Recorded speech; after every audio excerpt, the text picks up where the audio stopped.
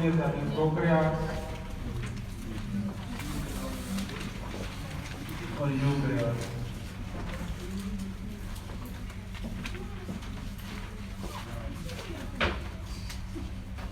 Prokaryotes और eukaryotes. I hope कि आप सेल वाला टॉपिक अब आपको आता होगा। Pro mean false, carriers in nucleus.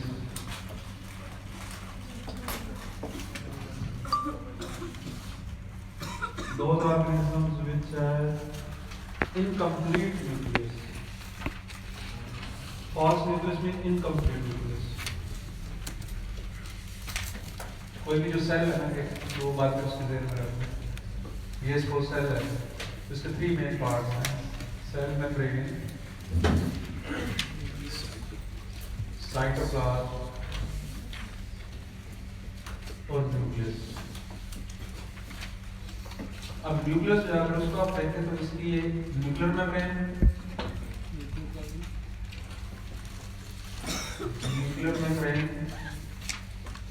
और इसके अंदर फिर न्यूक्लियस होता है और फिर क्रोमोसोम होता है। 3 मेन पार्ट्स हैं इसके, ये न्यूक्लियस और ये क्रोमोसोम।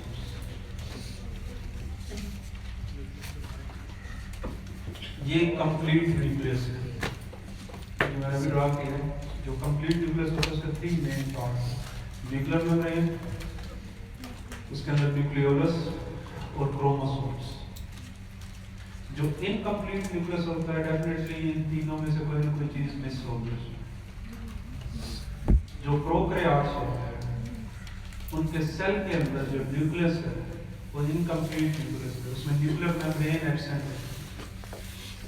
जो प्रोकैरियोट्स है इनमें न्यूक्लियर मेम्ब्रेन जो है वो एब्सेंट है, जबकि यूकैरियोट्स है ये वो ऑर्गेनिज्म है जिनके सेल में न्यूक्लियर मेम्ब्रेन प्रेजेंट होती है। ठीक, दूसरा इसमें एब्सेंट होती है न्यूक्लियोलस भी, ये भी एब्सेंट है, इनमें प्रेजेंट होती है। तीसरा जो मेम्ब्रेन बाउंड सेल ऑर्गेनेल्स होते हैं, for example Golgi bodies, mitochondria, endoplasmic reticulum, वो सारे इनमें एब्सेंट होते हैं। ठीक, माइटोकॉन्ड्रिया में एब्सेंट है, गोल्गी बॉडीज भी में एब्सेंट है, एंडोप्लाज्मिक रेटिकुलम भी में एब्सेंट है। ये सारी चीजें में एब्सेंट है जबकि इनमें प्रेजेंट है। जो प्रोकैरियोट्स होते हैं ये सिर्फ यूनिसेलुलर होते हैं, सिर्फ एक ही सेल से बने होते हैं। जो यूकैरियोट्स होते हैं ये यूनि भी होते हैं और मल्टी भी होते हैं, मीन के एक सेल से भी यही ऑर्गेनिज्म बने होते हैं, एक से ज्यादा सेल से बने होते हैं।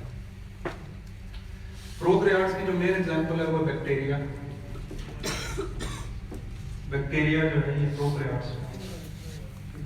जो यूकैरियोट्स है इनकी मेन एग्जांपल जो है यूनिसेलुलर की जो एग्जांपल है वो प्लाज्मोडियम है, प्लाज्मोडियम है, अमीबा है, क्लेमाइडोमोनास, वॉलवॉक्स वगैरह।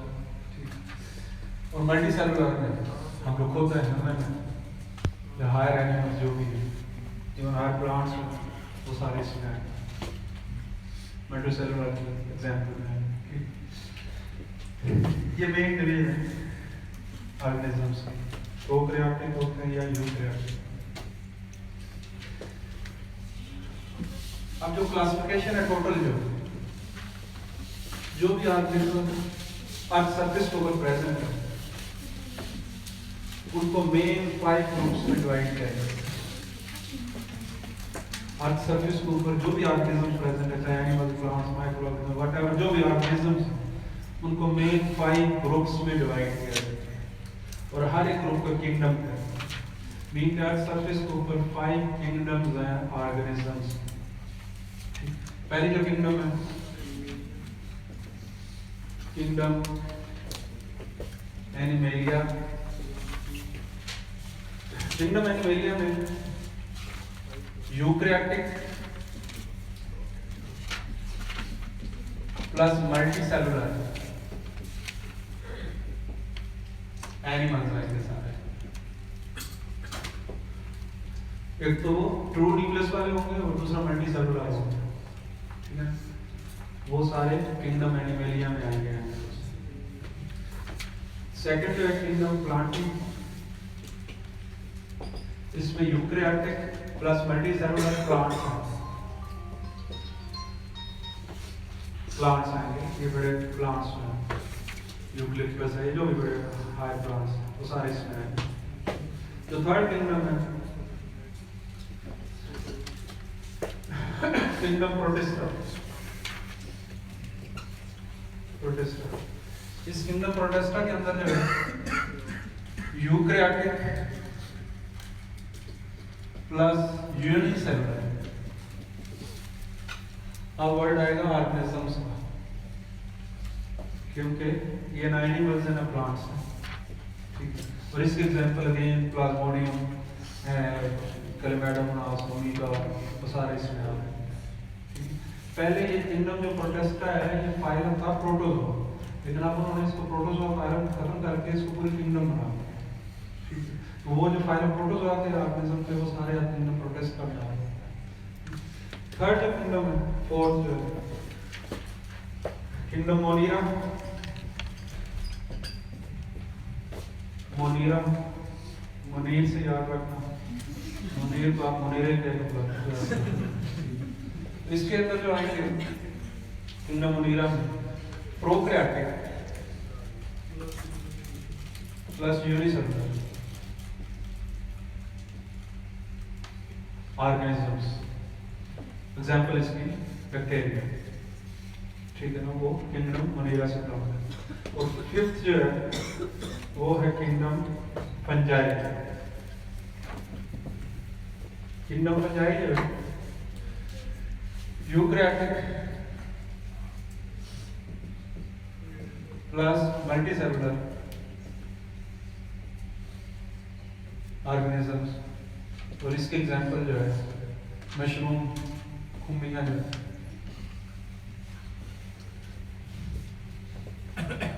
ठीक है, वो इसके एग्जांपल जो है।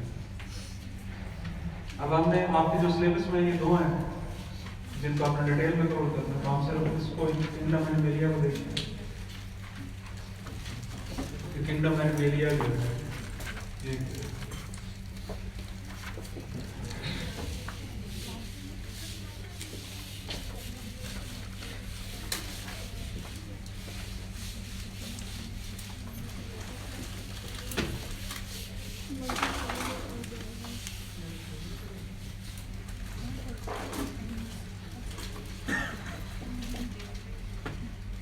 Kingdom animalia.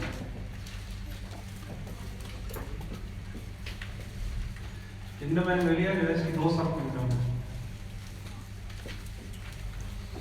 सब किंगडम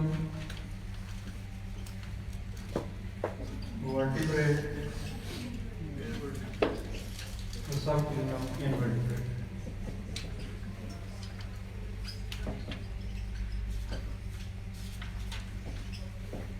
सब किंगडम वर्टिब्रेट और सब किंगडम इनवर्टिब्रेट। वर्टिब्रेट और इनवर्टिब्रेट में मेजर डिफरेंस वर्टिब्रल कॉलम है। तो वर्टिब्रल कॉलम है बैकबोन जिसको हम कहते हैं, जिनमें प्रेजेंट है वर्टिब्रेट, जिनमें एब्सेंट है वर्टिब्रेट। 95% जो एनिमल्स है हर सरफेस के ऊपर वो इनवर्टिब्रेट, 5% जो है वो जस्ट वर्टिब्रेट है। टोटल एनिमल जो सरफेस के ऊपर है सो 95% इनवर्टिब्रेट, 5% वर्टिब्रेट। पहले हम इनवर्टिब्रेट को देखते हैं।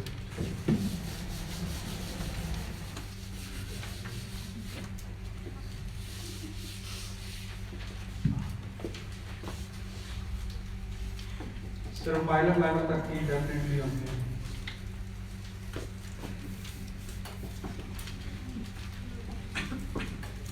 इसका जो फर्स्ट फाइलम है सब किंगडम इनवर्टिब्रेट का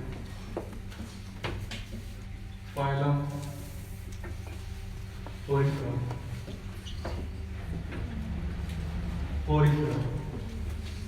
फाइलम पोरिफेरा में पोर बेयरिंग एनिमल्स है जिनकी बॉडी में बहुत ज्यादा पोर्स हो। इस फाइलम के एनिमल सारे मैरीन हैं, मैरीन वाटर में सर्वाइव करते हैं, जिनके समुद्र के पानी में होते हैं। एक फ्रेश वाटर होता है और एक मैरीन वाटर, तो ये मैरीन वाटर में सर्वाइव करते हैं। और दूसरा ये ससाइल है। ससाइल मीन के एक जगह पे फिक्स रहते हैं, थ्रू आउट लाइफ ये मूव नहीं करते एक ही जगह पे, किसी रॉक के साथ फिक्स हो जाएंगे तो थ्रू आउट लाइफ वहीं से गुजारेंगे, ठीक है। और इनकी जो शेप होती है पास लाइक की शेप है, ये नीचे रॉक है उसके साथ अटैच होंगे और ये इनकी बॉडी में पोर्स है। वाटर यहाँ से इंटर होता है और इनके फ्रंट वाले जो मेन फ्लोर है वहाँ से बाहर निकल जाता है। नो नो नो वो तो इसकी जो एग्जांपल है स्पंजेस, ठीक है, स्पंजेस है वो इसकी एग्जांपल है। एस्कॉन स्पंजेस, एस्कॉन इसकी मेन एग्जांपल है। अच्छा एक क्वेश्चन आया था 2015 के पेपर में, क्योंकि ये क्लासिफिकेशन उसमें भी अब भी है, तो उसमें उन्होंने क्वेश्चन दिया था कि फाइलम पोलिशरा के जो एनिमल्स हैं ये मोस्ट प्रिमिटिव एनिमल्स कंसीडर किए जाते हैं, मीन के सबसे पुराने एनिमल्स ऑफ सरफेस को कंसीडर किए जाते हैं, मिलियंस ऑफ ईयर्स से हैं ये सरफेस पे। लेकिन ये इसके बाद बहुत से बड़े बड़े एनिमल्स आए, वो एक्सटिंक्ट हो गए, खत्म हो गए, ये अभी तक क्यों सर्वाइव कर रहे हैं? तो क्वेश्चन था वो ये था कि ये फाइलम पोलिफेरा के एनिमल्स अभी तक सर्वाइव क्यों कर रहे हैं, हालांकि ये सबसे पुराने एनिमल्स कंसीडर किए जाते हैं। क्या इसका आंसर समुद्र में और भी बहुत से लोग कोई भी जो एनिमल होता है उसके एक्सटिंक्ट होने के जो रीजंस होते हैं, दो तीन बड़े स्ट्रॉन्ग रीजंस है। नंबर 1 उसकी फूड खत्म हो जाए, ठीक है, फिर वो एक्सटिंक्ट होगा। हर एनिमल नॉर्मली प्रे भी होता है, प्रेडेटर भी होता है, ठीक है ना, वो खुद किसी को फीड भी कर रहा था, कोई उसके ऊपर भी फीड कर रहा है। फिर फाइलम पोलिफेरा के जो एनिमल्स हैं, ठीक है, इनका प्रेडेटर नहीं है, वो खत्म हो चुका प्रेडेटर, लेकिन इनकी जो प्रे है, इनकी अपनी जो फूड है वो अबंडेंट क्वांटिटी में प्रेजेंट है, क्वांटिटी में, क्योंकि इनकी जो फूड है वो ऑर्गेनिक मैटर है जो वाटर के अंदर मिक्स हुआ होता है, वो इनकी फूड होती है। ये उस ऑर्गेनिक मैटर को एक्सट्रैक्ट करते हैं और वो आगे फूड को यूज करते हैं, तो वाटर के अंदर ऑर्गेनिक मैटर प्रेजेंट होता है। नंबर 2 जो रीजन होता है किसी एनिमल के एक्सटिंक्ट होने का, वो होता है कि वो रिप्रोड्यूस ना कर सके, उसकी रिप्रोडक्शन ना हो सके, ठीक है। अब फाइलम पोलिफेरा के जो एनिमल हैं इनमें दोनों टाइप की रिप्रोडक्शन प्रेजेंट है, सेक्सुअल रिप्रोडक्शन भी और एसेक्सुअल रिप्रोडक्शन। जब अनफेवरेबल कंडीशंस होती हैं तो ये एसेक्सुअली रिप्रोड्यूस करते हैं, जब फेवरेबल कंडीशंस होती हैं तो ये सेक्सुअली रिप्रोड्यूस करते हैं। लिहाजा इसकी रिप्रोडक्शन का भी इनका कोई इशू नहीं है। तीसरा जो रीजन होता है एक्सटिंक्ट होने का, वो एनवायरनमेंट या हैबिटेट डैमेज हो जाए जिसमें वो एनिमल सर्वाइव कर रहा है। अगर वो हैबिटेट डैमेज हो जाए किसी भी रीजन की वजह से, तो फिर जो है वो एनिमल्स एक्सटिंक्ट हो। लेकिन इसका हैबिटेट जो है वो डैमेज नहीं है, वो इंटैक्ट है, क्योंकक्योंकि ये सी वाटर में और सी वाटर में कोई मेजर जो है वो चेंजेस नहीं होते, इतनी जल्दी चेंजेस नहीं होते, इसी वजह से जो है ये एनिमल अभी तक प्रेजेंट है। अच्छा, नेक्स्ट जो फाइलम है दूसरा फाइलम सीलेंट्रेटा। फाइलम सीलेंट्रेटा के जो एनिमल्स हैं ये भी ऑनलाइन होते हैं, लेकिन ये मोटाइल है, मूव करते हैं, जब फिक्स नहीं रहते। मैरीन है लेकिन मोटाइल है, मूव करते हैं। और इसकी मेन एग्जांपल जो है वो है हाइड्रा। ये इसके टेंटेकल्स होते हैं जिनके थ्रू जो है ये फूड को कैप्चर करते हैं, टेंटेकल्स। ये हाइड्रा है।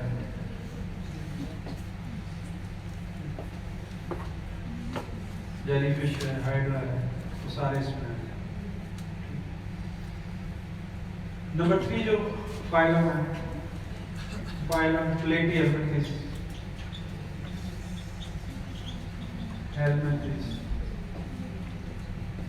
सबसे जो डिफरेंट जो है इस फाइलम प्लेटिहेल्मिंथेस के एनिमल्स के बारे में कि इस फाइलम के सारे एनिमल्स पैरासाइट्स हैं, ठीक है। पैरासाइट्स हैं मीन के जो दूसरों के ऊपर फीड करते हैं। इवन ह्यूमन बॉडी में इसके एनिमल्स प्रेजेंट होते हैं। आपके पेट के जो कीड़े हैं वो सारे इस फाइलम से बिलोंग करते हैं, ठीक है, फाइलम प्लेटिहेल्मिंथेस। तो ये बड़ा एक यूनिक कैरेक्टरिस्टिक है इसका, इसके सारे ही एनिमल्स किसी न किसी के ऊपर पैरासाइट्स हैं। ठीक है, तो इसकी जो मेन एग्जांपल्स है प्लेटियस एक कौन सी एग्जांपल है इसकी? ये इनकी शेप है। अब जाहिर बात है आप माउथ पे सर्कल्स हैं, बॉडी इनकी सेगमेंटेड होती है। और इसकी मेन एग्जांपल है टेप वर्क। 25 मीटर तक लेंथ होती है इसकी। हमारी स्मॉल इंटेस्टाइन में जहाँ पर फूड एब्जॉर्ब होती है वहाँ पर ये बैठे। नॉर्मली पैरासाइट अपने होस्ट को किल नहीं करते, लेकिन इससे होस्ट किल हो जाता है क्योंकि इसका नंबर इतना इंक्रीज हो जाता है कि आपकी स्मॉल इंटेस्टाइन ब्लॉक हो जाता है। ठीक है, तो फिर डेथ होती है। इसके माउथ के ऊपर सेक्टर्स लगे होते हैं जिनके थ्रू जो है ये अपने आप को अटैच कर देता है स्मॉल इंटेस्टाइन के साथ। और मिलियंस में एग लेइंग होती है। एग लेइंग जो है मिलियंस में करता है। थ्रू स्टूल जो है इसकी एग्स हमारी बॉडी से बाहर निकलते हैं। अक्सर आप लोग जो है जब घास के ऊपर बैठते हैं, कहीं ग्रीन एरिया देखना आप ऊपर बैठ के वहाँ पर तिनके उठा के मुंह में डाल मारना शुरू कर देते हैं, तो वहीं से जो है वो आपको माउथ में इसके एग्स चले जाते हैं क्योंकि माइक्रोस्कोपिक एग्स होते हैं। ठीक है, तो वो जो है उसी के थ्रू आपके माउथ में चले जाते हैं। और हाइजेनिक कंडीशंस के थ्रू बेसिकली वाटर में हो सकते हैं, फूड में हो सकते हैं, इसके एग्स जो है आपके माउथ में।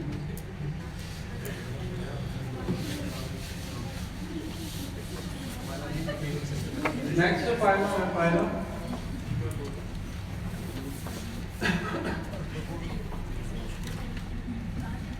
Annelida।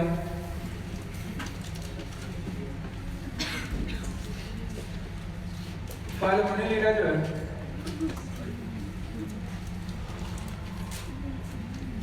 इसके एनिमल्स जो है फ्रेश वाटर में भी होते हैं, टेरेस्ट्रियल कंडीशंस में भी होते हैं और इवन कुछ मैरीन भी होते हैं। फाइलम Annelida के जो है, और इसकी मेन एग्जांपल जो है फाइलम Annelida की लीच और अर्थवर्म। लीच जो है आपको पता है कि अटैच जो है सेपरेट नहीं होता। लीचर वर्ड जो आप लोग यूज करते हैं लीच जो है तो रिलेट करते हैं आप लोग लीच से ही लीचर निकला है। तो और लीच जो है पैरासाइट है, ये फ्रेश वाटर में नॉर्मली उसमें प्रेजेंट होता है। और एक बार आपकी अटैच हो जाए तो सेपरेट नहीं होती। और एक बार ये 6 मंथ में एक बार ब्लड को सक करती है और 6 मंथ इसके लिए ब्लड सफिशिएंट। नॉर्मली ये 2 इंच तक होती है साइज, लेकिन जब ब्लड सक करती है तो 8 से 9 इंच तक हो जाती है। ठीक है, उसकी बॉडी में इलास्टिसिटी होती है, बहुत स्लिपरी होती है, पकड़ के उतारेंगे तो नहीं छूटेगी। लीचर भी ऐसे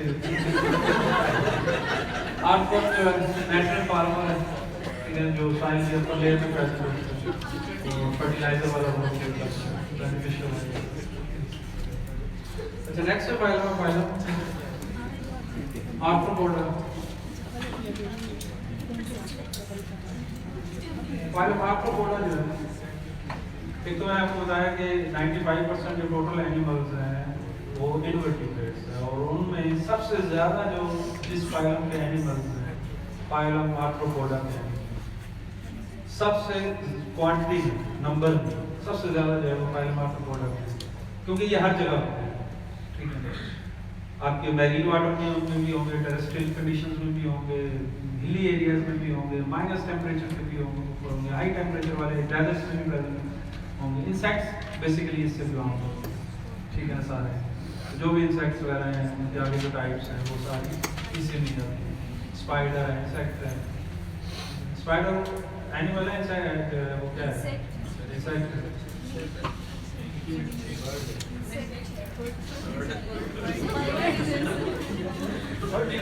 स्पाइडर जो है ना वो इन दोनों की ना ये फाइलम है तो क्लासेस इन दोनों की डिफरेंट है। जो स्पाइडर है उसकी क्लास रेक्टिडा है और जो इंसेक्ट्स है उसकी क्लास इंसेक्टा है, तो दोनों ये डिफरेंट है। इंसेक्ट्स जो होता है ना उसकी डेफिनेशन ये होती है कि उसकी बॉडी के 3 पार्ट्स होते हैं, हेड, थोरैक्स, एब्डोमेन। लेकिन जो स्पाइडर है इसका थोरैक्स वाला पार्ट नहीं होता, हेड और एब्डोमेन होता है। और दूसरा ये होता है कि इसकी जो इंसेक्ट्स की जो नॉर्मल लेग्स होती है वो 3 पेयर्स में होती है।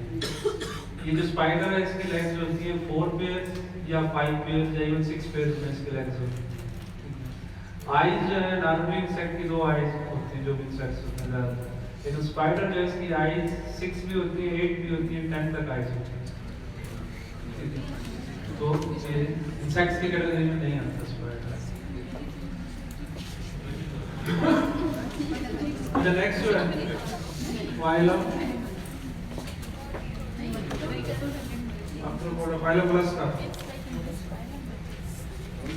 फाइलोप्लास्टा जो है इसके एनिमल्स हैं, मैरीन भी है और फ्रेश वाटर में भी है। Marine, fresh water plus terrestrial conditions में भी। और इसकी मेन एग्जांपल जो है वो कौन सी है फाइलोप्लास्टा? स्नेल।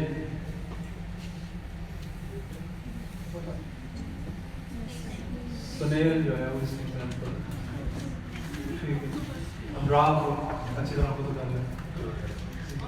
तो स्नेल है, फिर फ्रेश वाटर मसल होता है, ठीक है ना, वो भी इसी फाइलम से बिलोंग करता है। ऑक्टोपस से आप लोग का क्लियर है, वो फाइलोप्लास्टा से बिलोंग करता है। काफी इसके वो आगे आ जाते हैं स्टार वो और फाइलम वो फाइलम इकाइनोडर्मेटा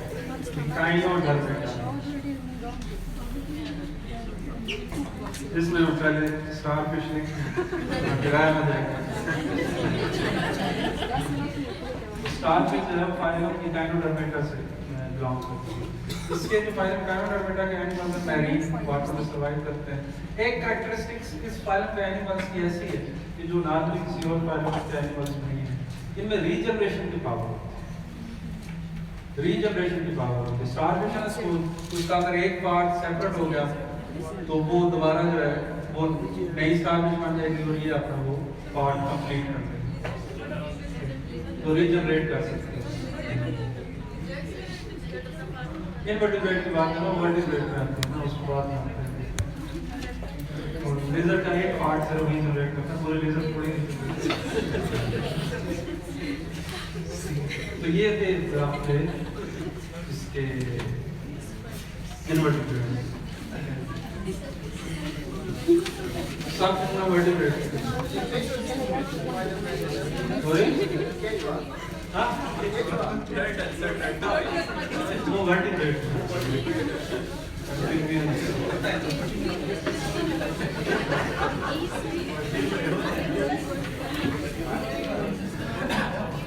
सब कितना वर्टिब्रेट।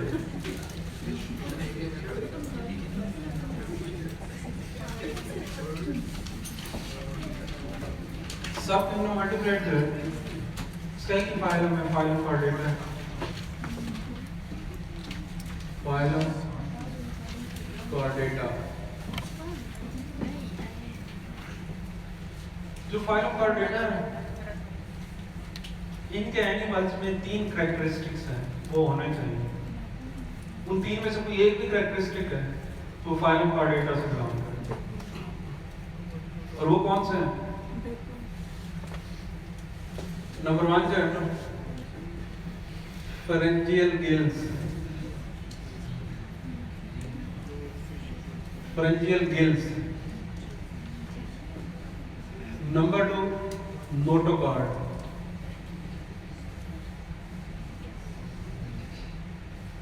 और नंबर 3 क्रेनियम। ये 3 कैरेक्टरिस्टिक्स हैं जो कि इस फाइलम के एनिमल्स में होने चाहिए या लाइफ की किसी न किसी स्टेज को कुछ में प्रेजेंट हो। इन तीनों में से कोई एक भी है तो फाइलम कॉर्डेटा से बिलोंग करता है।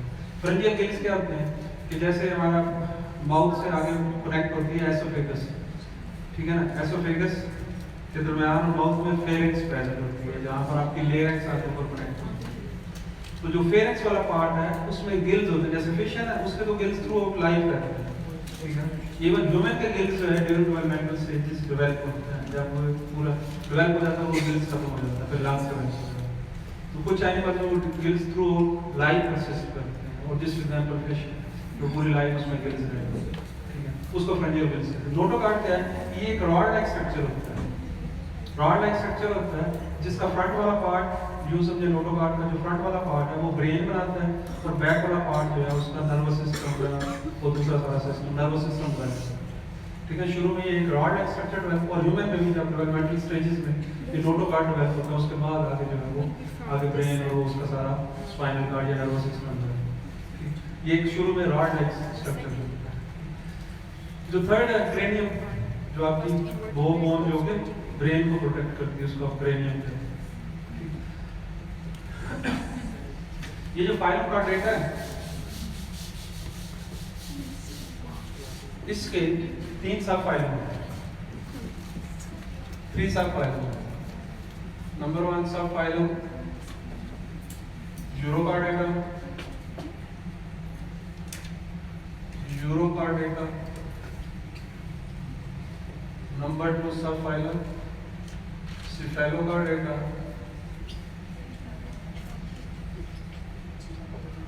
और नंबर 3 सब फाइलम इनवर्टिब्रेटा, वर्टिब्रेटा। ये 3 सब फाइलम है इसके फाइलम यूरोकार्डेटा, स्फेलोकार्डेटा और इनवर्टिब्रेटा। फाइलम जो यूरोकार्डेटा है इसके एनिमल्स हैं, एक तो ये जो मैंने 3 कैरेक्टरिस्टिक्स बताए हैं इनमें से सिर्फ एक कैरेक्टरिस्टिक इनमें प्रेजेंट है और वो है फ्रेंजियल गिल्स वाला। फाइलम यूरोकार्डेटा के एनिमल्स में इसको इवन हेमिकार्डेटा भी कहते हैं। Urochordata is also known as hemichordata, hemi mean half chordata. ठीक है, तो इसके एनिमल्स में सिर्फ वो जो 3 कैरेक्टरिस्टिक्स बताए उनमें से सिर्फ एक प्रेजेंट होता है और वो फ्रेंजियल गिल्स वाला प्रेजेंट है। ठीक है, और इसके एनिमल्स मैरीन है, मैरीन वाटर में रहते हैं। ठीक है, और इसकी एग्जांपल जो है जैसे इस एग्जांपल में ट्यूनिकेट्स है, एसिडिया है, एसिडियंस, वो सारे इसी फाइलम से बिलोंग करते हैं, सब फाइलम से। और इनके एक और कैरेक्टरिस्टिक बड़ी यूनिक है इसके एनिमल्स में कि इसके डाइजेस्टिव सिस्टम ने यू टर्न लिया हुआ होता है। इनके जिस साइड में माउथ है उसकी साइड में इनके एनस प्रेजेंट होता है, तो जिसकी वजह से इनके एक यूनिक कैरेक्टरिस्टिक्स इनमें आ जाता है, बाकी एनिमल्स में वो प्रेजेंट है। अच्छा, स्फेलोकार्डेटा जो है इसके एनिमल्स में 3 में से 2 कैरेक्टरिस्टिक्स प्रेजेंट होते हैं, फ्रेंजियल गिल्स भी और नोटोकार्ड। ठीक है, वो एनिमल जिनमें ये 2 प्रेजेंट है वो स्फेलोकार्ड है। और इसके एग्जांपल जो है एम्फिऑक्सिस, एम्फिऑक्सिस, और इसकी जो शेप होती है एम्फिऑक्सिस की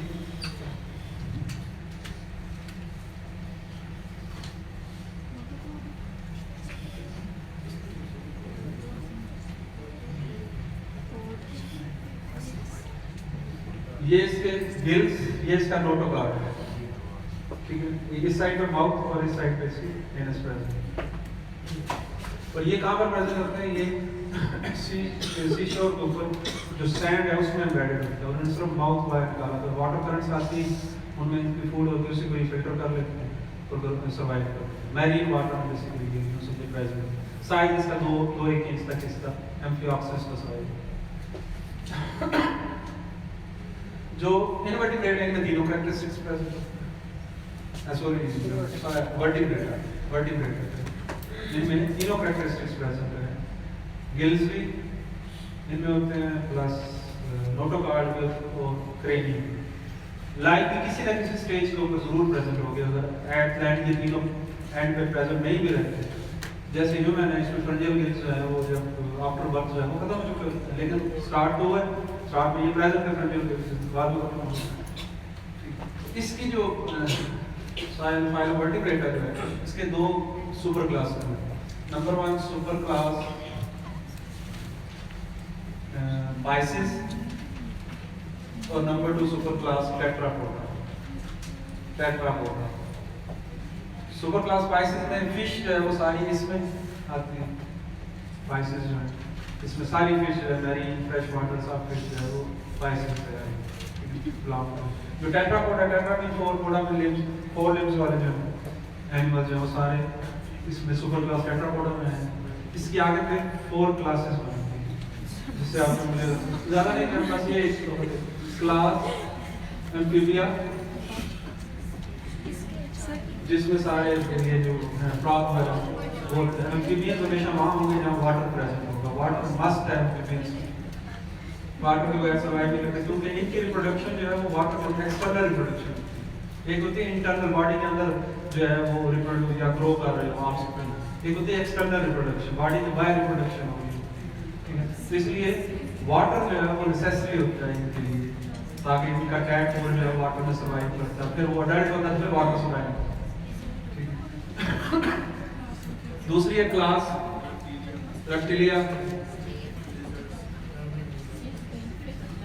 ये सारे आपके जो क्लास रेप्टिलिया जो है, स्नेक है, लिजर्ड है, क्रोकोडाइल है, वो सारे इसमें आएंगे। ये वाटर में भी प्रेजेंट होते हैं, ट्रस्टेड कंडीशन में प्रेजेंट होते हैं, वाटर ना भी हो तो फिर भी ये डेजर्ट वगैरह में भी ये प्रेजेंट होते हैं इसके एनिमल्स में, ठीक है। तो लेकिन एम्फीबियंस जो है वो उस साइड पे आपको नहीं मिलेंगे, जहाँ पर सराउंडिंग, जहाँ पर एम्फीबिया होगा एक्टिव, जहाँ पर सराउंडिंग में वाटर होगा। तो ये किसकी, फिर थर्ड जो है वो class Mammalia, milk feeding animals जो है मैमिलिया, जिसमें ह्यूमन है या बाकी जो हायर एनिमल्स है वो सारे आपके आ जाएंगे मैमिलिया में। और इनकी एक यूनिक कैरेक्टरिस्टिक्स है जो कि बाकी में नहीं होती, वो है बॉडी के ऊपर हेयर्स। हेयर्स जो है ये किसी और एनिमल की पूरी किंगडम में मैमिलिया के अलावा आपको कहीं नहीं मिलते, ठीक है। तो हेयर्स है, प्लस दूसरा मिल्क फीडिंग एनिमल है।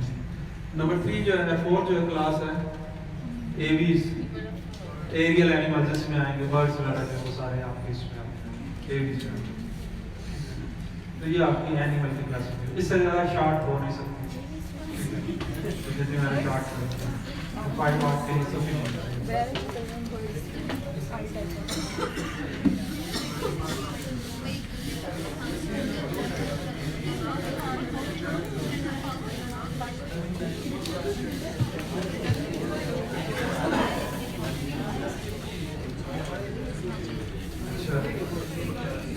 ये जो पेपर था आपका 18 वाला, इसमें उन्होंने दी थी digestion of carbohydrate,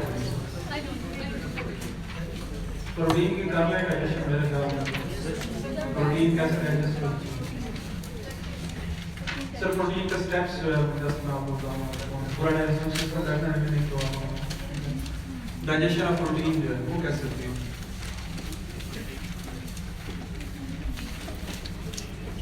digestive system का ये एक पार्ट है, उसका सब पार्ट है। तो प्रोटीन के डाइजेशन में क्या स्टेप्स इन्वॉल्व हैं?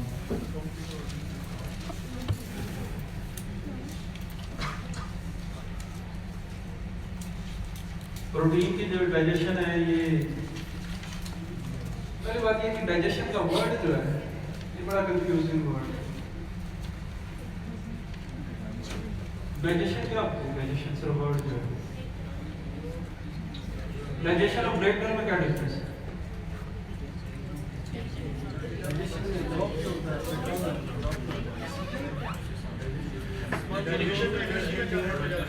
डाइजेशन में आप ब्रेकडाउन में एक लार्जर पीस को आप स्मॉलर पीसेस में कन्वर्ट करते हैं, तो जिसको आप सिंपल ब्रेकडाउन कहते हैं। लेकिन डाइजेशन का वर्ड आप उसको यूज करेंगे जब वो इतने स्मॉलर पीसेस में कन्वर्ट हो जाए कि वो एब्जॉर्बेबल फॉर्म में चला जाए, तो फिर हम डाइजेशन का वर्ड यूज करें। अगर एब्जॉर्बेबल फॉर्म में नहीं जाता तो डाइजेशन का वर्ड आप यूज नहीं करें, फिर वो आप सिंपल ब्रेकडाउन कह सकते लेकिन डाइजेशन नहीं कह सकते, ठीक है। कार्बोहाइड्रेट का एग्जाम्पल फॉर्म कौन सी है? ग्लूकोज। प्रोटीन के एग्जाम्पल फॉर्म अमाइनो एसिड्स, और लिपिड्स की example form fatty acids, fatty acids, ठीक है। ये इनकी एग्जाम्पल फॉर्म। बीच में ये कॉम्प्लेक्स पार्टिकल्स हैं आपकी डाइट, और ये उनके एग्जाम्पल फॉर्म। बीच में इंटरमीडिएट स्टेजेस होंगी, कार्बोहाइड्रेट में भी इंटरमीडिएट स्टेजेस, प्रोटीन की भी इंटरमीडिएट स्टेजेस हैं, लिपिड्स की भी स्टेजेस, ठीक है। लेकिन जब ये आपकी एब्जॉर्बेबल फॉर्म में कन्वर्ट होगा तो फिर आप डाइजेशन का वर्ड यूज करें। प्रोटीन को देखते हैं, प्रोटीन डाइजेस्ट कैसे होती है।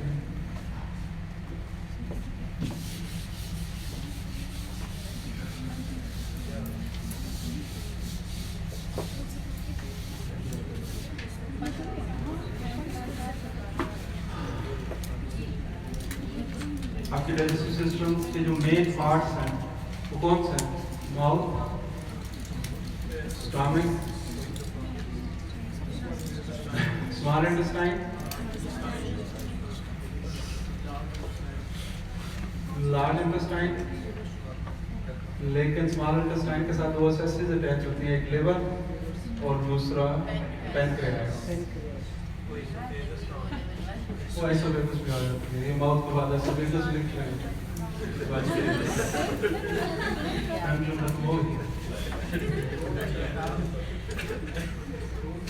अच्छा, प्रोटीन की डाइजेशन जो है या ब्रेक डाउन जो है वो माउथ में नहीं स्टार्ट होती, वो स्टमक से स्टार्ट होती है। प्रोटीन की जो ब्रेक डाउन है वो स्टमक के अंदर स्टार्ट होती है, ठीक है। और जैसे ही प्रोटीन आपकी डाइट में जो है ये स्टमक में एंटर होगी तो स्टमक के अंदर एक एंजाइम प्रेजेंट होता है जिसको आप क्या कहते हैं?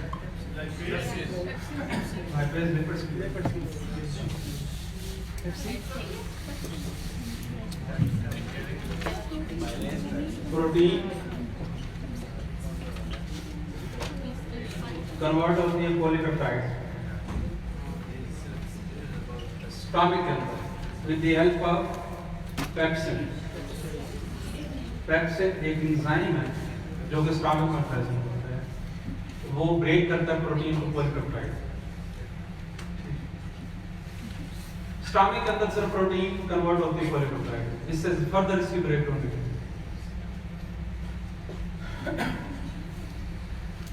ये पॉलीपेप्टाइड जो है जब आगे स्मॉल इंटेस्टाइन में एंटर होंगे, स्मॉल इंटेस्टाइन का जो फर्स्ट पार्ट है उसको क्या कहते हैं? ड्यूडेनम। स्मॉल इंटेस्टाइन के तीन पार्ट्स होते हैं, ड्यूडेनम, जेजुनम और इलियम। तो जो फर्स्ट पार्ट है ड्यूडेनम, जब ये पॉलीपेप्टाइड ड्यूडेनम में एंटर होगा, ड्यूडेनम स्मॉल इंटेस्टाइन का फर्स्ट पार्ट है, जब ये ड्यूडेनम में एंटर होगा तो स्मॉल इंटेस्टाइन में मैंने आपको बताया कि दो सेसेस अटैच हैं, पैनक्रियास और लिवर। तो पैनक्रियास से एक एंजाइम आता है, पैनक्रियास अपनी जो सिक्रीशंस हैं वो डायरेक्ट स्मॉल इंटेस्टाइन में ऐड कर रहा था, डाल रहा था। तो पैनक्रियास में एक एंजाइम आता है जिसको क्या कहते हैं? Pancreatic juice. तो सारा एक जनरल नाम है, उसके अंदर जो एंजाइम पर्टिकुलर है उसको कहते हैं ट्रिप्सिन। ट्रिप्सिन ट्रिप्सिन जो है ये कहाँ से आया? ट्रिप्सिन ये पैनक्रियास से आया। वो क्या करता है? ट्रिप्सिन इस पॉलीपेप्टाइड को ब्रेक करता है और इनको कन्वर्ट करता है पेप्टोन्स में, कन्वर्ट। ये कहाँ पर हो रहा है? स्मॉल इंटेस्टाइन का फर्स्ट जो पार्ट है ड्यूडेनम, ये वहां पर ब्रेक डाउन हो रहा है। और एंजाइम कहाँ से आया? पैनक्रियास में एंजाइम है, ठीक है ना।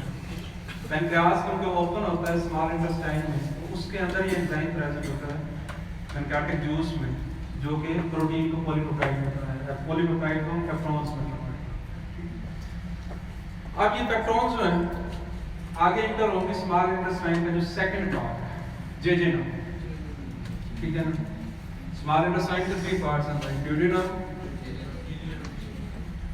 जेजुनम और इलियम। ये उसमें ये थ्री पार्ट्स हैं स्मॉल इंटेस्टाइन। जब ये ड्यूडेनम में एंटर हुई तो फिर वो आ गया एंजाइम पैनक्रियास का, ट्रिप्सिन आता है। ट्रिप्सिन के बाद ये एंटर होगी जेजुनम। जब ये जेजुनम में पेप्टोन एंटर हुआ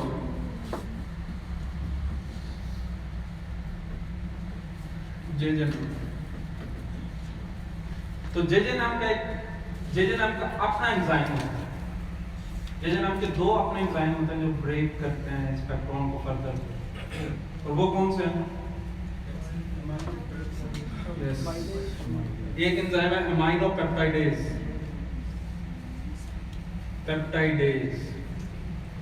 अमीनो पेप्टाइडेज।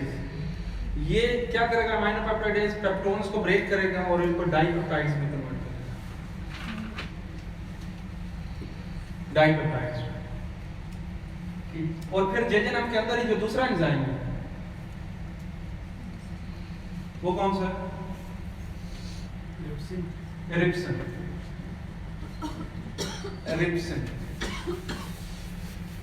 ये डाइपेप्टाइड्स को अमीनो एसिड्स आप कह सकते हैं कि प्रोटीन की ब्रेकडाउन या प्रोटीन की डाइजेशन। फिर इलियम जो लास्ट पार्ट है उसमें एब्जॉर्प्शन होना चाहिए, वो एब्जॉर्ब करेंगे। प्रोटीन कहाँ डाइजेस्ट होती है, उसकी ब्रेकडाउन कहाँ स्टार्ट होती है, स्टमक में with the help of pepsin polypeptides में कन्वर्ट होती है। पॉलीपेप्टाइड्स जो है वो आगे जेजेनम में एंटर होगी और वो एंजाइम आएगा ट्रिप्सिन जो पैनक्रियास से आ रहा है वो पेप्टोन्स में कन्वर्ट करता है। फिर पेप्टोन्स जो है वो जेजेनम में एंटर होंगे और जेजेनम के अपने दो एंजाइम है, अमाइनोपेप्टाइडेज जो उसको फर्दर ब्रेक करता है और रिप्सिन जो उसको अमाइनो एसिड्स में कन्वर्ट करता है। मीन काफी एब्जॉर्ब फॉर्म में उसको देता है। तो फिर आगे नेक्स्ट जो इलियम है उसमें प्रोटीन की एब्जॉर्प्शन होती है।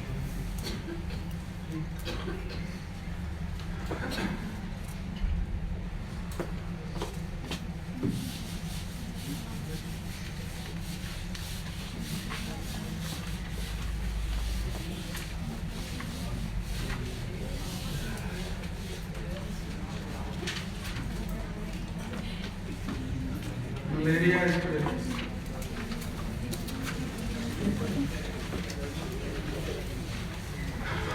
मलेरिया जो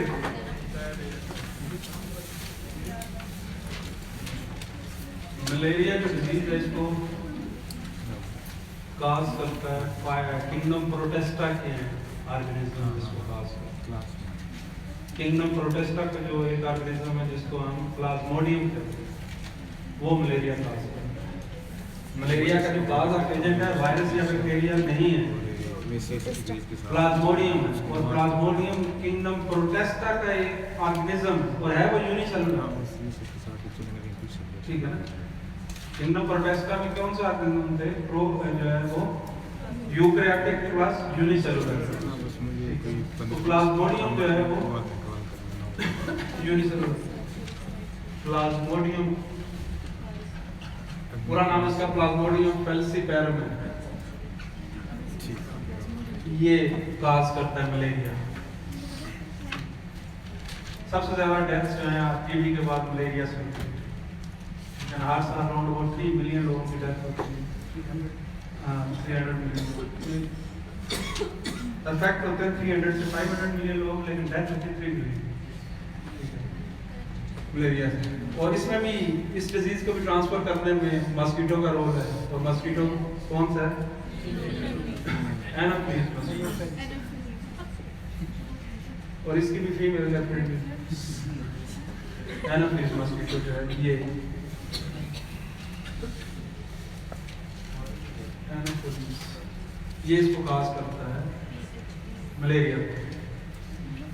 ये जो प्लाज्मोडियम है इसका लाइफ साइकिल पढ़ेंगे तो आप थोड़ा इसको देखते हैं लाइफ साइकिल को। फिर ये इसके दो होस्ट होते हैं, एक ह्यूमन इस प्लाज्मोडियम का, ह्यूमन के अलावा वर्टिब्रेट सिंपल वर्ड्स में कह देंगे, इवन दूसरे जो हायर एनिमल हैं उनमें भी ये मलेरिया काज होता है, ठीक है। और दूसरा इसका होस्ट होता है मस्कीटो, ठीक है।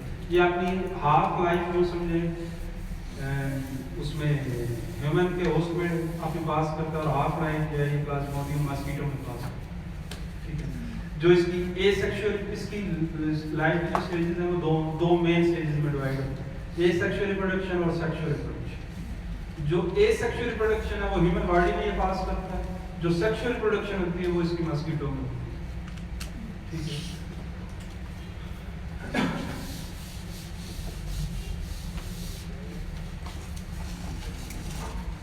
जब मस्कीटो आपको बाइट करता है तो वो आपके ब्लड में एंटर करता है स्पोरोजोइट्स। स्पोरोजोइट्स यूं समझें कि प्लाज्मोडियम की लाइफ की एक स्टेज,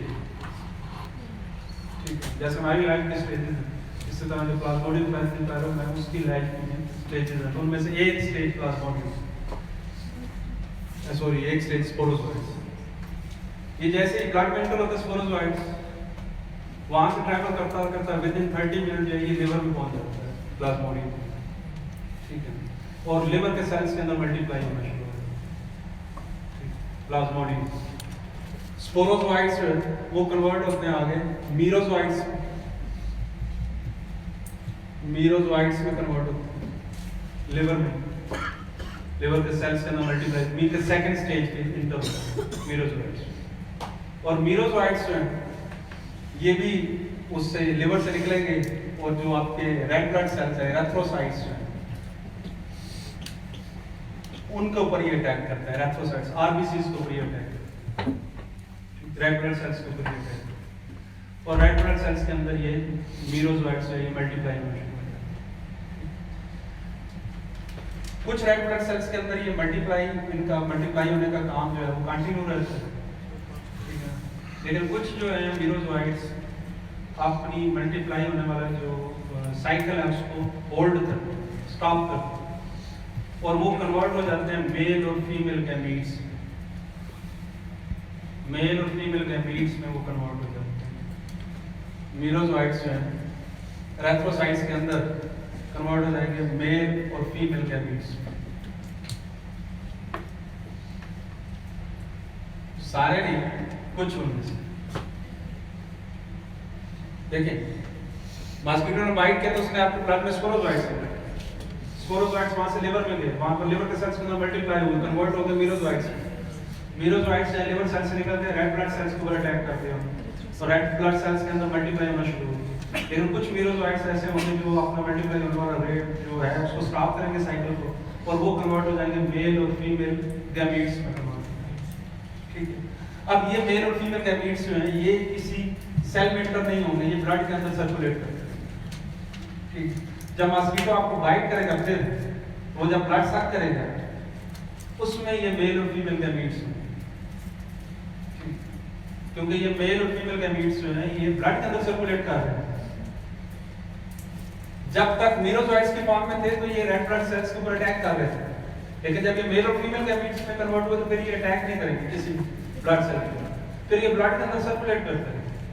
और होगा क्या कि जब मॉस्किटो दोबारा बाइट करेगा ब्लड को सक करेगा तो ये मेल और फीमेल गैमीट वो कैरी कर लेगा मॉस्किटो। आगे इनकी जो लाइफ स्टार्ट होगी वो मॉस्किटो के साथ, मेल और फीमेल गैमीट जैसे कैरी को करेगा उसके डाइजेस्टिव सिस्टम के अंदर मीन के उसके स्टमक के अंदर मॉस्किटो के स्टमक के अंदर ये मेल और फीमेल गैमीट्स जो है इनका यूनियन होगा और जाइगोट बनेगा, ठीक है, जाइगोट बनेगा। जाइगोट जो है आगे कन्वर्ट होगा ओवोकाइनेट्स में और ओवोकाइनेट्स कन्वर्ट होंगे ओवोसिस्ट में।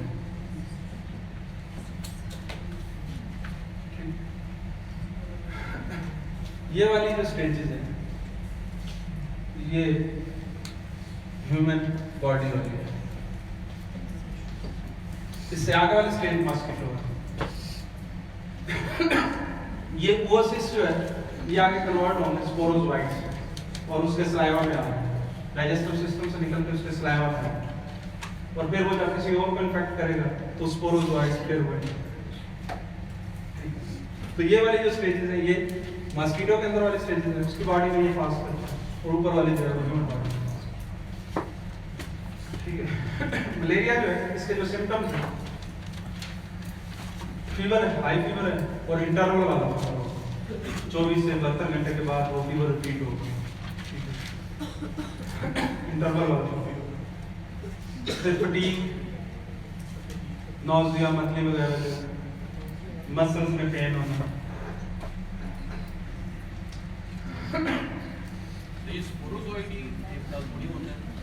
हाँ ये प्लाज्मोडियम की सारी स्टेज है उसकी लाइफ के साथ। ओवरऑल इसको प्लाज्मोडियम जैसे हमारी स्टेज है ना birth, childhood, adulthood, old age आगे तक, इसी तरह ये उसकी भी स्टेज है।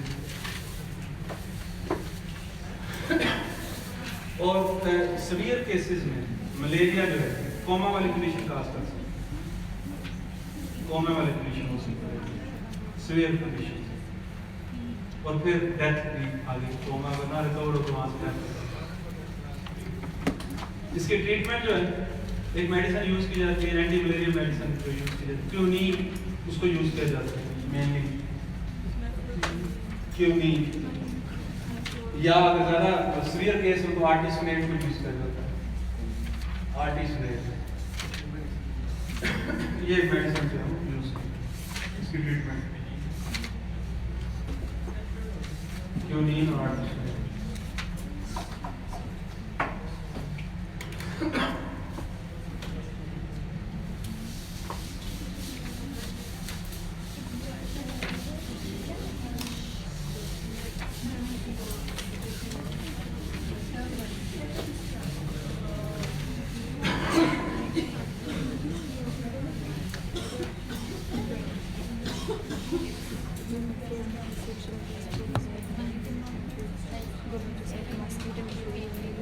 एसिड रेन से थोड़ा सा काफी गलत है।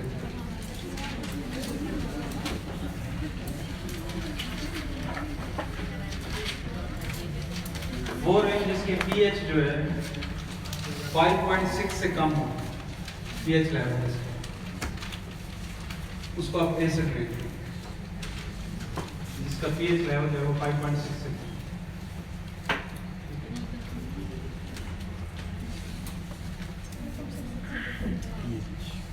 जितनी कम होगी डेफिनेटली 1 से 3 को उतनी ज़्यादा डेंजरस होती जाएगी, वो कंसंट्रेटेड एसिड होता है।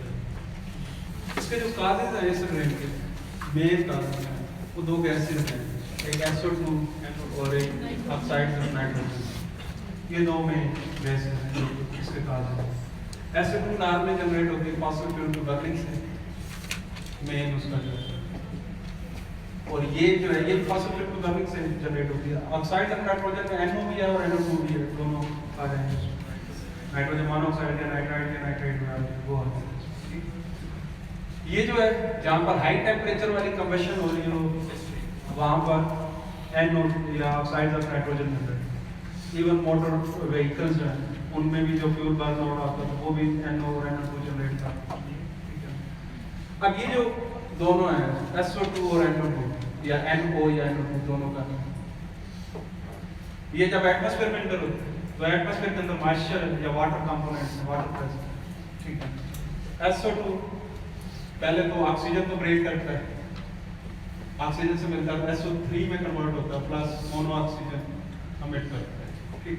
फिर SO3 जो है ये वाटर के साथ मिलेगा, H2SO4 बनेगा, सल्फ्यूरिक एसिड।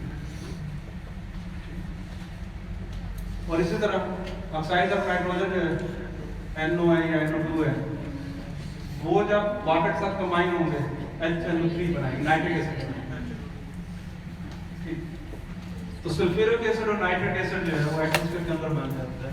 फ्लूइड्स हम नीचे से जनरेट कर रहे हैं, वाटर ऑलरेडी एटमॉस्फेयर में प्रेजेंट है, तो उसके साथ केमिकल रिएक्ट करके वो एसिड में कन्वर्ट हो जाता है, और वही एसिड जो है तो रेंज जो है, और जो नीचे आएगा तो फिर वो डेफिनेटली प्रॉब्लम क्रिएट करेगा जो नीचे अर्थ के ऊपर जो आएगा। स्पेशली जो है इसके जो इफेक्ट्स हैं एसिड रेन के, सोर्सेज इसके डेफिनेटली जो मेन सोर्स है एसिड रेन का फ्लूइड्स है, वो फ्लूइड्स क्लास करते हैं, इंडस्ट्रीज करती हैं, व्हीकल्स करती हैं, वो फ्लूइड्स क्लास करते हैं। जब ये एसिड रेन जो है वो सॉइल के ऊपर आके गिरेगी तो सॉइल की पीएच को चेंज कर देगी। जब सॉइल की पीएच चेंज होगी तो सॉइल के अंदर जो माइक्रो ऑर्गेनिजम्स हैं वो अफेक्ट होना शुरू हो जाएंगे, क्योंकि सॉइल का अपना माइक्रो ऑर्गेनिज्म का पूरा फ्लोरा फौना है, पूरा उसका इकोसिस्टम उसके अंदर डेवलप हुआ, ठीक। उसको वो चेंज कर देंगे, उनकी माइक्रो ऑर्गेनिज्म की डेथ होना शुरू हो जाएगी, ठीक। और फिर यही एसिड रेन जब प्लांट्स के ऊपर गिरती है डायरेक्ट, तो प्लांट्स के जो लीव्स हैं, पत्ते जो है उनके ऊपर एक होता है कवर, जो समझने के क्यूटिकल होती है, एक मेम्ब्रेन जो उनको प्रोटेक्ट करती है, लीव्स एनवायरमेंटल कंडीशन से प्रोटेक्ट करती है। तो एसिड रेन जो है उस मेम्ब्रेन को डिसॉल्व करना शुरू कर देती है। तो प्लांट्स के जो लीव्स हैं उनके ऊपर जो क्यूटिकल मेम्ब्रेन बनी हुई वो डिसॉल्व होना शुरू हो जाते हैं, मीन कि वो लीव्स एक्सपोज होंगे, वो जल्दी बीमारियां, उसको डिजीजेस आना शुरू हो जाएंगे। फिर अगर यही एसिड रेन वाटर के ऊपर आके नीचे जो वाटर बॉडी है उसके ऊपर आके डेफिनेटली उसकी पीएच के ऊपर भी इफेक्ट करेगा, ठीक। तो वाटर के अंदर जो एनिमल्स ग्रो कर रहे हैं, स्पेशली वो एनिमल्स जो अपने डेवलपमेंटल स्टेजेस के ऊपर है, टैडपोल की फॉर्म में फिश जो है स्पेशली वो अफेक्ट होगी इससे, या इवन जो फ्रॉग है उसका जो टैडपोल है उसकी डेथ होना शुरू हो जाएगी, वो फॉर या स्नेल है उसकी जो है, फ्रॉग का वगैरह वो पीएच को थोड़ा बियर कर देते हैं चेंजेस को, लेकिन स्नेल जो है वो बियर नहीं करती चेंजेस, तो वो उन एनिमल्स की डेथ होना शुरू हो जाएगी जो वाटर के अंदर प्रेजेंट है। फिर ह्यूमन जो है वो इससे अफेक्ट होता है बड़ा बुरी तरह, हमारी स्किन को जो है ये डिसॉल्व करना शुरू कर देती है। फिर ज़्यादा एक क्लास से अच्छी पॉजिटिव इसका इफेक्ट ये है कि आपकी स्किन की प्रॉब्लम्स खत्म होना शुरू हो, ठीक है, माइक्रो ऑर्गेनिज्म स्किन। लेकिन बहुत ज़्यादा अगर आपकी एसिड रेन हो तो स्किन ही ऊपर से निकलना शुरू हो जाएगी, डिसॉल्व होना शुरू हो जाएगी, वो ज़्यादा प्रॉब्लम आएगी, ठीक है। दूसरा जो है ये है कि जो अस्थमा के पेशेंट्स होते हैं उनके लिए एसिड रेन बहुत डेंजरस होती है, ठीक है, क्योंकि रेस्पिरेटरी ट्रैक जो है, रेस्पिरेटरी सिस्टम जो है उसको ये एसिड रेन इफेक्ट करती है, ठीक है। तो अस्थमा वाले पेशेंट सांस की प्रॉब्लम उनको आना शुरू हो जाती है, ठीक है। ये इसके जो है आगे एक्सपेंड आप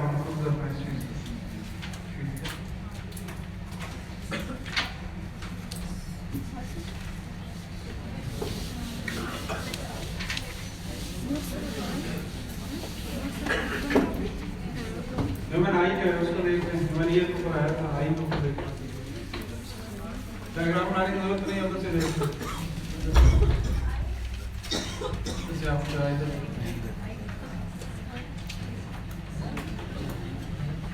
आई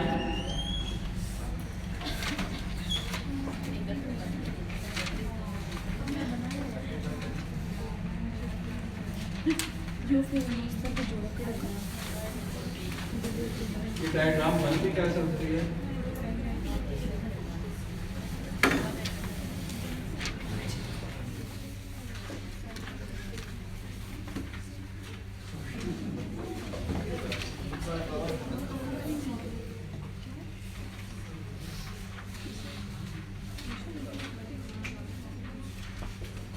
जो मेन इसके पार्ट्स हैं,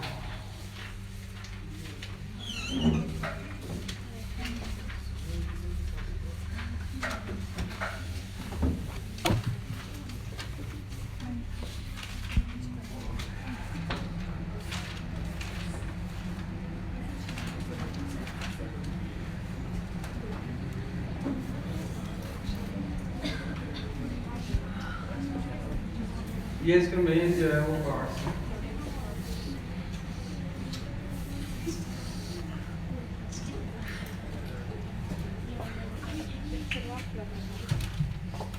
जो आउटरमोस्ट लेयर है इसकी बनाई बाहर वाले, ये जिसको मैं डबल कर रहा हूँ, इसको स्क्लेरा कहते हैं, स्क्लेरा या स्क्लेरॉइड। फ्रंट से ये ट्रांसपेरेंट होगी क्योंकि वहां से लाइट में पेनिट्रेट करती है। उसको देखने का ये नहीं समझ आएगा, उसको तो नीचे कर दो, अब लोगों का ध्यान सारा उधर है। इसका जो ये जो आउटर स्क्लेरा है, इसका फ्रंट वाला पार्ट जो है वो ट्रांसपेरेंट होता है, साइड वाला इसलिए ये थिक होता है ताकि साइडों से लाइट एंटर ना हो। ये वाला जो है यहाँ से लेके यहाँ तक ये ट्रांसपेरेंट रीजन है, ये वाला, ताकि लाइट वहां से पेनिट्रेट। जो सेकंड लेयर है ये कोराइड है, कोराइड। ये जो कोराइड है ये आगे जाके मसल्स बना रही है जिसने लेंस को कैप्चर किया हुआ है। ये सेकंड लेयर है कोराइड, इसने आगे मसल बनाए हुए हैं, इन मसल्स को सिलियन मसल्स कहते हैं। इन्होंने आगे लेंस को कैप्चर किया हुआ है इन मसल्स में।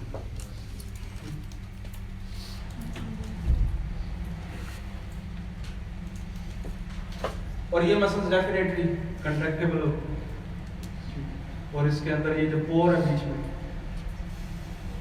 ये वाला एरिया, इसको प्यूपल कहते हैं, जहां से लाइट पेनिट्रेट।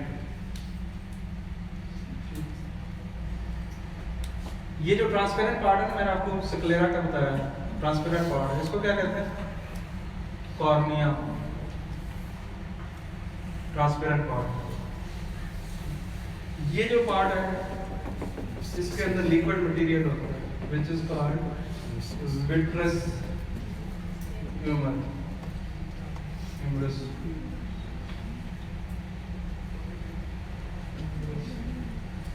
vitreous humerus। और ये जो अंदर वाली मेम्ब्रेन है ये है retina, retina sensitive part of eye है, सबसे इनर वाली, ये ब्लू वाली, ये रेटिना। ये जो लेंस है ये कौन सा लेंस है? Convex convex lens. इसका जो फोकल पॉइंट है वो रेटिना होता है, मीन के जब रेज जो है वो इसको क्रॉस करेंगी लाइट की तो वो यहाँ पर क्रॉस करेंगी रेटिना पे, फिर आपका इमेज सही बनेगा और आई साइड आपकी 6/6 हो। और अगर सपोज कि ये विट्रस ह्यूमर में आके बनता है इसका क्या नाम है फोकल पॉइंट इस लेंस में, तो फिर आपकी कौन सी वीक होगी? फिर आपको शॉर्ट साइटेडनेस होगी, शॉर्ट साइटेडनेस, ठीक है। शॉर्ट साइटेडनेस भी नजदीक की आपकी ठीक है, दूर की कमजोर होगी, ठीक है। शॉर्ट साइटेडनेस उसको, फिर उसको सही करने के लिए अगर सपोज के लिए इधर बने इसका फोकल पॉइंट तो शॉर्ट साइटेडनेस, इसको फिर पीछे लेके जाने के लिए आप कौन सा लेंस यूज करेंगे? कन्वेक्स या कनकेव? कनकेव यूज करेंगे क्योंकि आप उसको थोड़ा स्प्रेड करना चाह रहे हैं, पीछे जाना चाह रहे हैं। I hope convex concave lens का आपको आइडिया होगा। एक कन्वर्ज करता है रेज को और एक डाइवर्ज करता है। तो कनकेव लेंस यूज करें क्योंकि आपको थोड़ा पीछे उसको लेके जाना है, तो कनकेव लेंस यूज करके आप इसको ठीक करेंगे। और अगर फोकल पॉइंट इसका यहाँ बन जाए, पीछे बन जाए, फिर लॉन्ग साइटेडनेस होगी या फार साइटेडनेस आपको, ठीक है, तो नजदीक की नजर आपको कमजोर है, दूर की ठीक होगी, ठीक। तो उसको सही करने के लिए फिर आप कन्वेक्स लेंस यूज करें। ये जो जांच, ये आपके ग्लव्स हैं, आपके ग्लव्स हैं, ये कहां से ओरिजिनेट हो रही है? ये रेटिना से ओरिजिनेट हो रही है, ठीक। अगर इसका फोकल पॉइंट इस एरिया में बन जाए जहां से आपके नर्व ओरिजिनेट, आपको कुछ नजर नहीं आएगा, इसको ब्लाइंड स्पॉट है, क्योंकि यहाँ पर रेटिना के सेल्स नहीं, ब्लाइंड स्पॉट है, ये ब्लाइंड स्पॉट, यहाँ पर रेटिना के सेल्स नहीं। जो रेटिना है, क्योंकि ये सेंसिटिव पार्ट ऑफ आई है, लेंस आपका चेंज हो सकता है, रेटिना चेंज नहीं हो सकता, ठीक है। लेंस अगर आपका हो जाए, खराब हो जाए, वो नया लग जाए, लेकिन रेटिना जो है वो चेंज नहीं हो सकता, ठीक है। आपका जो इमेज बनता है, इन्वर्टेड इमेज बनता है, कनकेव लेंस जो है उससे इमेज सीधा बनता है, कन्वेक्स लेंस से इन्वर्टेड बनता है, उल्टा इमेज। लेकिन आपको चीजें सारी सीधी क्यों नजर आ रही है? क्योंकि ब्रेन फॉरवर्ड उसको चीजों को सीधा कर देता है, तो फिर आपको वो चीजें नजर आ रही है। Inverted image, upside down image, फिर ब्रेन उसको सीधा करता है, फिर आपको चीजें सीधी नजर आती है। रेटिना जो है, इसमें 2 टाइप्स के सेल्स होते हैं, रॉड्स और कोन्स।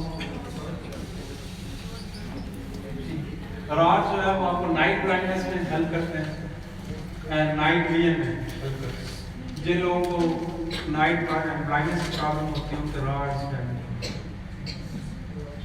जेनेटिक प्रॉब्लम होती है, नॉर्मली नाइट ब्लाइंडनेस, दिन को नजर आता, रात को नजर नहीं आता, रात को ऐसे भी नजर नहीं आता, लेकिन उनको बिल्कुल नहीं।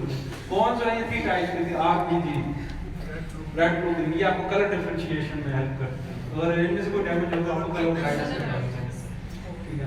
तो ये डैमेज, अगर तीनों डैमेज हो तो बिल्कुल ब्लैक एंड व्हाइट नजर आ रहा है, कलर का मसला ही और होता है, ऐसा कुछ होता है जिनको टोटली ब्लैक एंड व्हाइट नजर आता है, वो ये एक होता है नियर पॉइंट। नियर पॉइंट वो क्या होता है और फार पॉइंट क्या होता है, वो भी इसी से रिलेटेड आई। नियर पॉइंट और फार पॉइंट, नियर पॉइंट वो होता है, आप सपोज के बुक है, उसको आप पढ़ते पढ़ते कितने डिस्टेंस को लेके जाएं कि आपकी आईज जो है वो प्रेशर फील करना शुरू, वो कितना डिस्टेंस होता है जब आपकी आईज प्रेशर फील करना शुरू। कभी लेके गए हो बुक तो कितना है, 25 सेंटीमीटर, ये कांस्टेंट होता है हर एक का 25 centimetre near point. Far point है वो वेरी करता है, किसी को के पास नजर आएगा, किसी को दीवार के पीछे नजर आएगा, वो वेरी करता है। तो नियर पॉइंट जो है वो सबके पास है।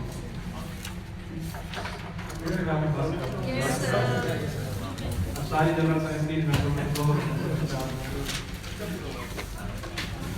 आज हम लोग मेन बाकी जो एक मैथ वाला पार्ट है वो 8 से 9 को सब गए हुए बेसिकली बाकी तो 8-9 पढ़ाएंगे तो मैथ वाले के लिए वो करवा देंगे। और लेकिन आप लोगों के जो साइंस के हालात मैंने देखते हैं वो इतने इंटेलिजेंट नहीं है, जो हालात मुझे नजर आए हैं, जो आपके कंसेप्ट्स बोलने से पता चला मैं कुछ